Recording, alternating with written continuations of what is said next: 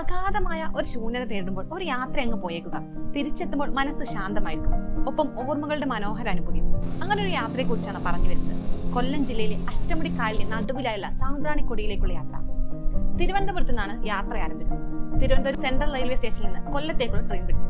കൊല്ലത്ത് നിന്ന് 11 മണിക്ക് സാമ്പ്രാണി തുരുത്തിലേക്ക് കേരള സർക്കാരിന്റെ ഒരു ബോട്ടുണ്ട്. ഞങ്ങൾക്കത് മിസ്സായി.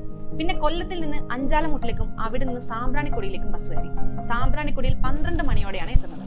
നവയിൽ അഷ്ടമുടിക്കായലിന്റെ നടുവിൽ എന്ത് ചെയ്യാനെന്ന ചിന്തയുണ്ടെങ്കിലും ഭക്ഷണവും കഴിച്ച് തുരുത്തിലേക്കുള്ള യാത്ര ആരംഭിച്ചു. ഈ തുരുത്തിലേക്ക് ടൂറിസം ഡിപ്പാർട്ട്മെന്റിന്റെ ബോട്ട് സർവീസ് ആണുള്ളത്. ഒരാൾക്ക് 150 രൂപ ടിക്കറ്റ് എടുത്താൽ തുരുത്തിലേക്ക് എത്തുകയും എത്ര നേരം വേണമെങ്കിലും അവിടെ ചിലവഴിച്ച് തിരിച്ചെത്തുകയും ചെയ്യാം. ആഴമുള്ള നദിയുടെ നടുവിലായി ഒരു തുരുത്ത് രൂപപ്പെട്ടതാണ് സാമ്പ്രാണിക്കൊടി ഐലൻഡിന്റെ പ്രത്യേകത. ഇവിടെ എത്തിയാൽ ടൂറിസം വകുപ്പ് നിർദ്ദേശിച്ച ഭാഗങ്ങൾ കൂടി നമുക്ക് നടക്കാം. കണ്ടൽക്കാടുകളുടെ ഇടയിലൂടെ നടക്കാം, മരത്തിൽ കയറാം, തോണിയിലും മറ്റ് സാധനങ്ങൾ വിൽക്കുന്നവരിൽ നിന്ന് ഭക്ഷണം വാങ്ങിക്കാം.